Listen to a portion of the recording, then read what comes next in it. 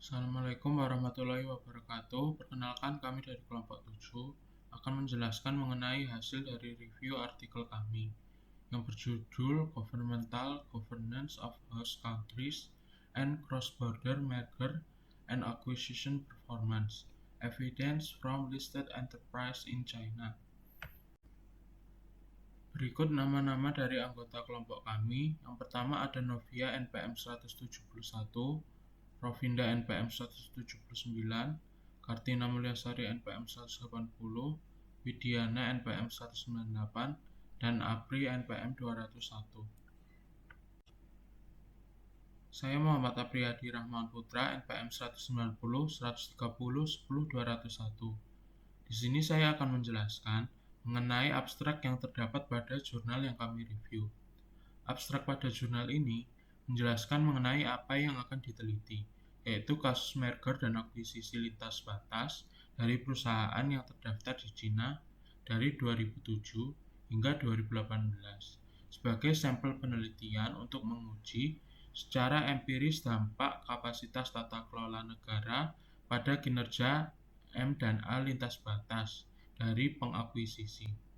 Ditemukan bahwa kapasitas tata kelola negara memiliki efek negatif pada kinerja M dan A dalam jangka pendek, tapi dalam jangka panjang dapat secara efektif meningkatkan kinerja M dan A lintas batas dari pengakuisisi.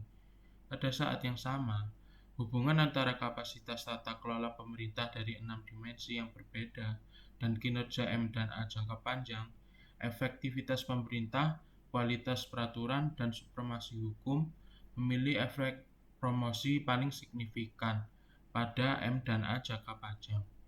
Penelitian ini memberikan dasar yang dapat diandalkan bagi perusahaan untuk mencapai pertumbuhan berkelanjutan dalam kegiatan ekonomi yang kompleks.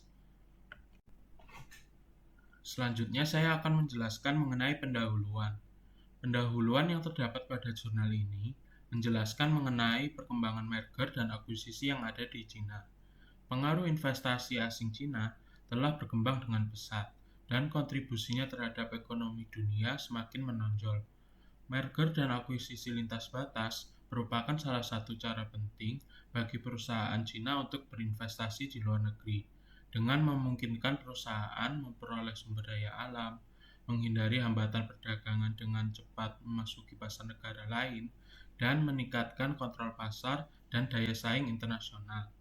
Sayangnya, di balik transaksi lintas batas yang aktif, hanya beberapa pengakuisisi yang dapat mencapai tujuan strategis yang diharapkan.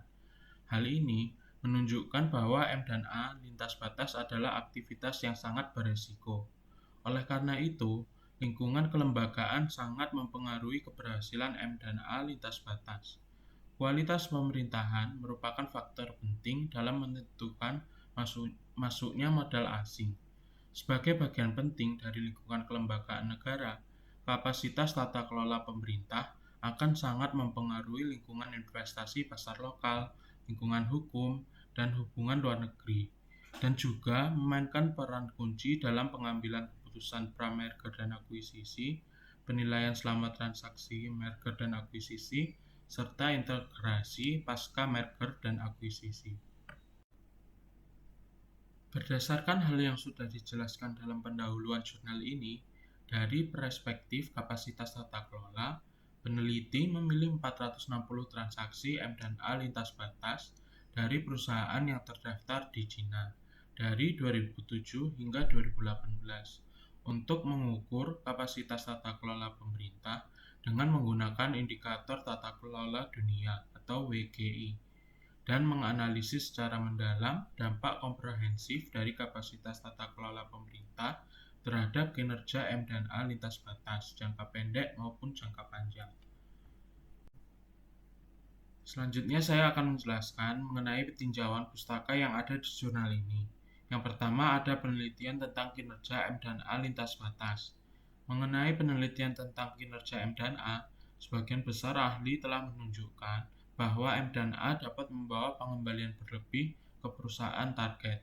Namun, untuk kinerja pengakuisisi, hasil penelitiannya saat ini tidak konsisten. Yang kedua ada penelitian tentang faktor-faktor yang mempengaruhi mempengaruhi kinerja M dan A lintas batas.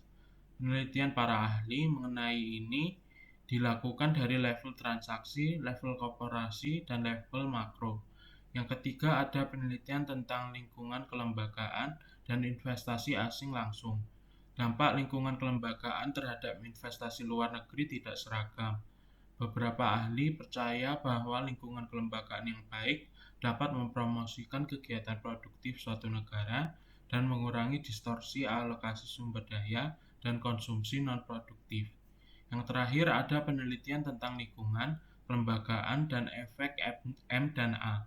Indikator untuk mengukur efektivitas investasi adalah yang pertama mengambil penyelesaian M dan A sebagai variabel biner untuk mengukur keberhasilan atau kegagalan transaksi investasi. Yang kedua, menggunakan indikator keuangan seperti kinerja inovasi atau pengembalian total aset. Untuk yang selanjutnya akan dibahas oleh rekan saya. Perkenalkan, nama saya Rovinda Milana, NPM 179.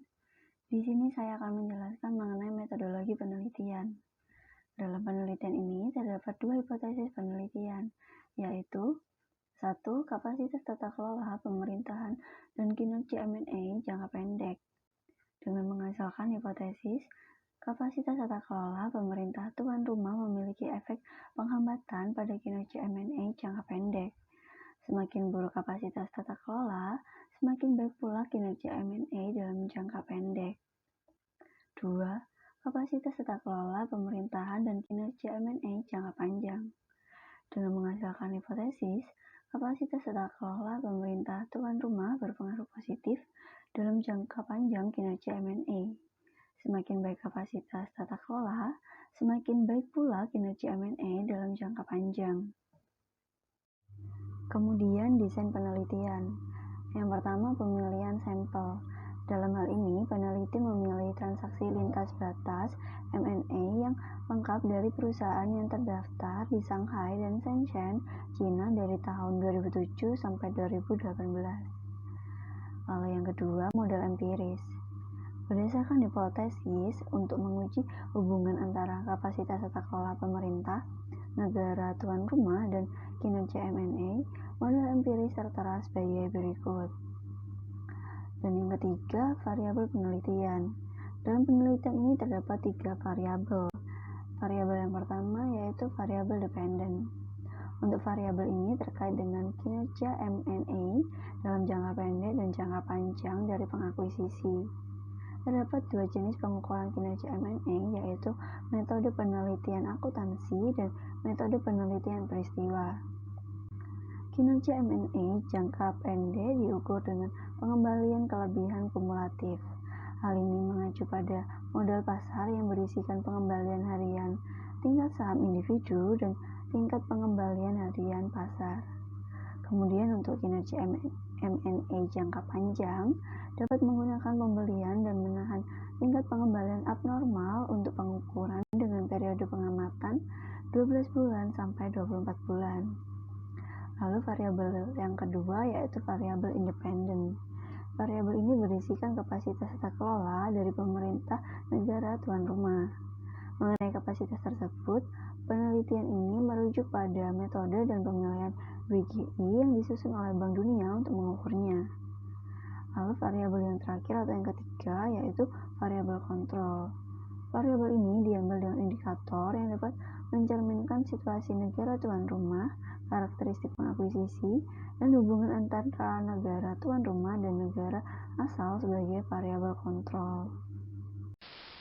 Assalamualaikum warahmatullahi wabarakatuh. Perkenalkan, nama saya Novia Putri Raini, NPM 171. Di sini saya akan menjelaskan hasil empiris dan analisis.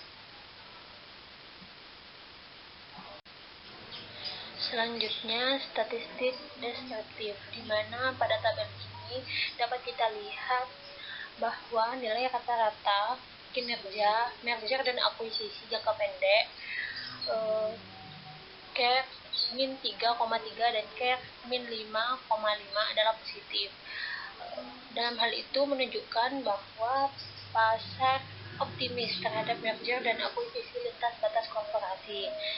namun kinerja merger dan jangka panjang dari pengakuisisi buruk, dengan rata-rata BAR 24 bulan dan 36 bulan setelah merger dan akuisisi masing-masing adalah min 0,0714 dan min 0,124, yang menunjukkan bahwa merger dan akuisisi lintas batas akan menyebabkan penurunan penilaian pengakuisisi dalam jangka panjang. Selain itu, standar error masing-masing variabel independen berada pada kisaran 0,614 hingga 0,863, yang menunjukkan bahwa tingkat tata kelola pemerintahan di berbagai negara berbeda-beda.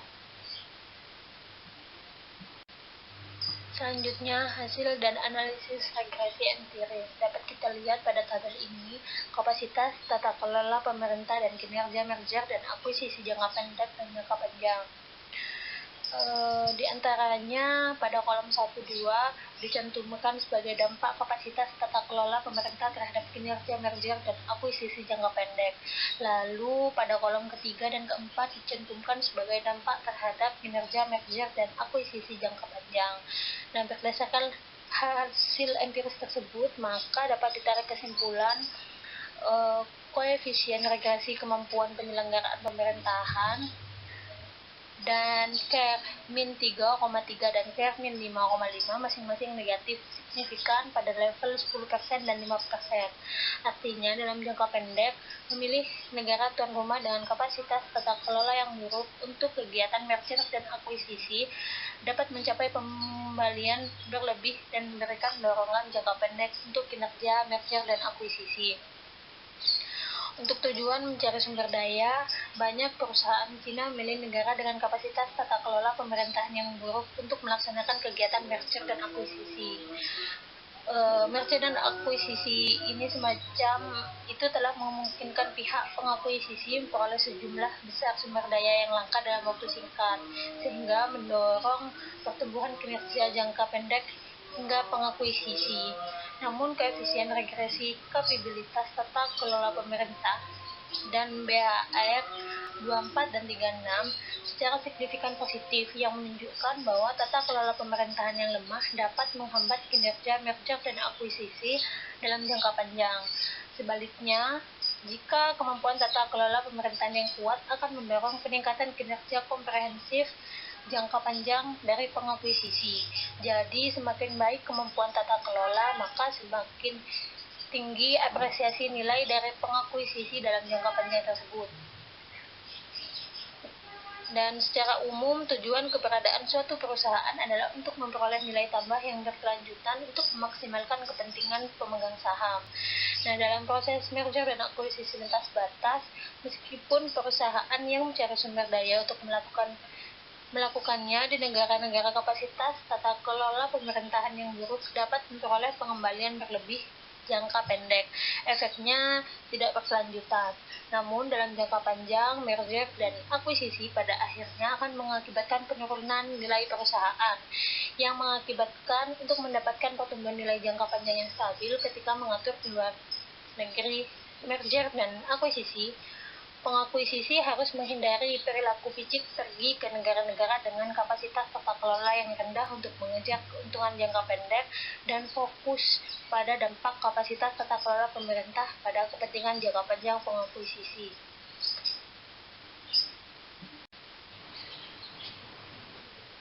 Selanjutnya di sini 6 dimensi kapasitas tata kelola pemerintahan dan hasil kinerja merger dan akuisisi jangka panjang. Nah, pada tabel 3 dan 4 menunjukkan hasil regresi dan 6 dimensi spesifik kapasitas tata kelola dan kinerja merger dan akuisisi jangka panjang. Jadi di antara mereka ini, tabel 3 terdaftar sebagai hasil regresi kapasitas tata kelola dan BAR 24, dan pada tabel 4 adalah hasil regresi BAR 36. Jadi berdasarkan hasil empiris tersebut dapat ditarik kesimpulan bahwa suara dan kapasitas dan akuntabilitas dan stabilitas politik tidak memiliki dampak signifikan pada kinerja merger dan akuisisi jangka panjang dari pengakuisisi.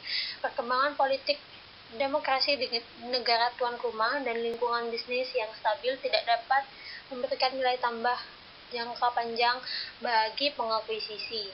Lalu efektivitas pemerintah, koefisien positif signifikan pada taraf 5%, layanan pemerintah yang berkualitas tinggi dan efisien kondusif bagi peningkatan kinerja, merger dan akuisisi jangka panjang pihak pengakuisisi. Alasan yang mungkin adalah bahwa efisien pemerintah yang tinggi tidak hanya dapat menyederhanakan prosedur persetujuan merger dan akuisisi dalam operasi setelah selesainya merger dan akuisisi, tetapi juga mengurangi kerugian yang tidak perlu yang disebabkan oleh masalah administrasi yang rumit, menurunkan biaya transaksi. Selain itu, layanan publik berkualitas tinggi dan infrastruktur yang disediakan oleh pemerintah yang efektif memungkinkan pengakuisisi memperoleh sejumlah inovasi sumber daya, dukungan kebijakan, dan jaringan pasar yang sempurna secara adil dan efektif melalui mekanisme pasar, sehingga meletakkan dasar bagi operasi jangka panjang pengakuisisi. Lalu, kualitas regulasi, koefisien positif signifikan pada tingkat 1% yang berarti pengawasan pemerintah dapat mendorong kinerja merger dan akuisisi dalam jangka panjang.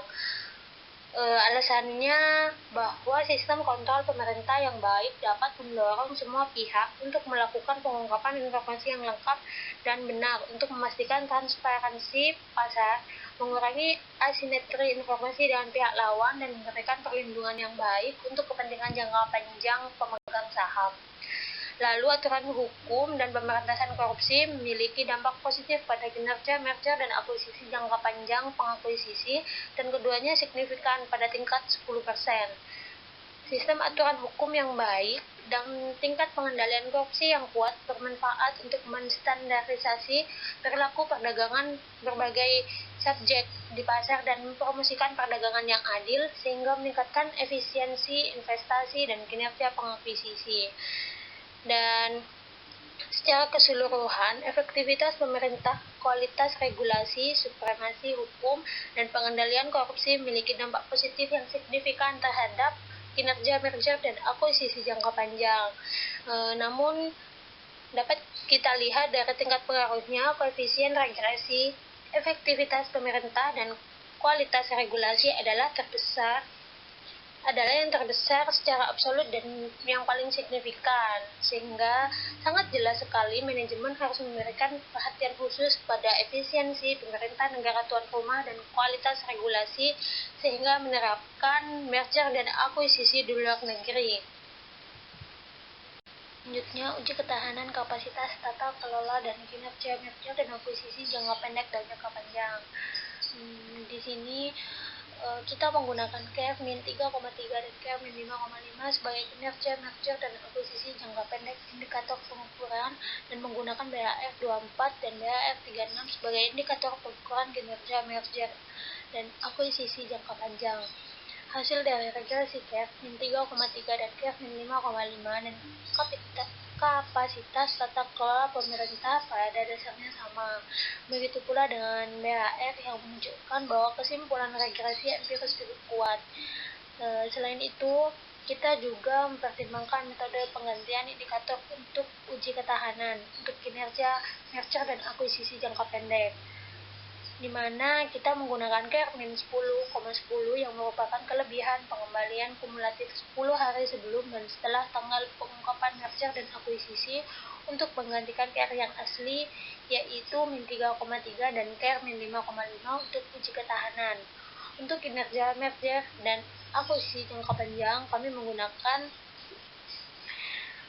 di sini kijang di T3 plus T plus 3 yang merupakan selisih pengembalian aset versi 3 tahun sebelum dan sesudah pengungkapan tahun penggabungan untuk menggantikan BAF 24 dan BAF 36 asli untuk uji ketahanan. Nah, hasil ketahanan tersebut ditunjukkan pada tabel 5 dan tabel 6, di mana tabel 5 menunjukkan hasil pengujian kapasitas tata kelola pemerintah secara keseluruhan dan kinerja merger dan akuisisi jangka pendek dan jangka panjang setelah mengganti indikator. Hasil penelitian sejalan dengan hal yang sudah saya jelaskan sebelumnya. Jadi kegiatan merger dan akuisisi yang dilakukan di negara-negara dengan kapasitas tata kelola yang lebih rendah dapat memperoleh pengembalian berlebih dalam jangka pendek, tapi dalam jangka panjang akan merusak ekuitas pemegang saham.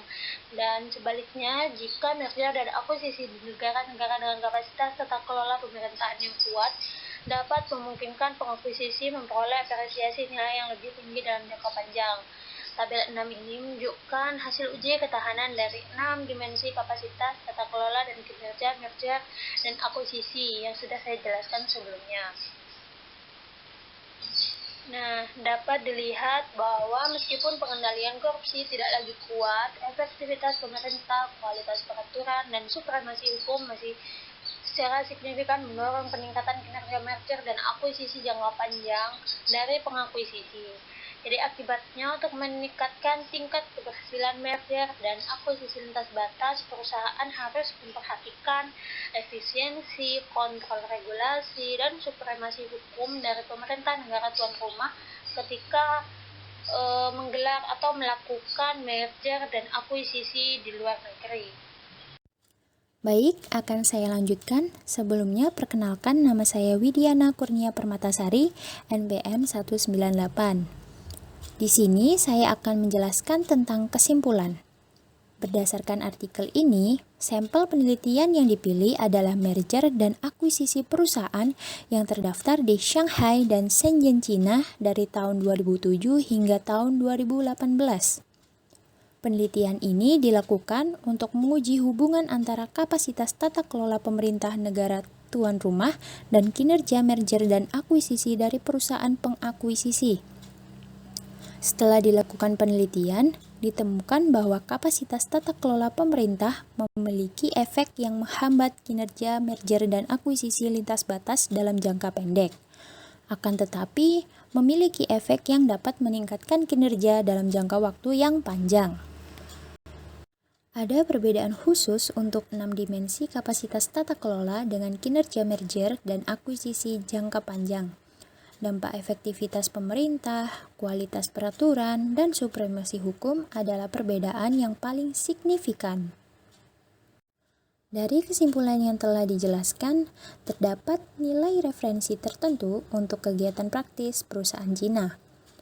Meskipun dalam jangka waktu pendek, untuk tujuan mencari sumber daya, regulasi pengakuisisian lintas batas dilakukan secara longgar, supremasi hukum yang terbelakang, dan korupsi yang memburuk. Adapun kelebihan yang mana dapat mengamankan sejumlah energi dan sumber daya mineral dan memiliki nilai pengembalian yang tinggi.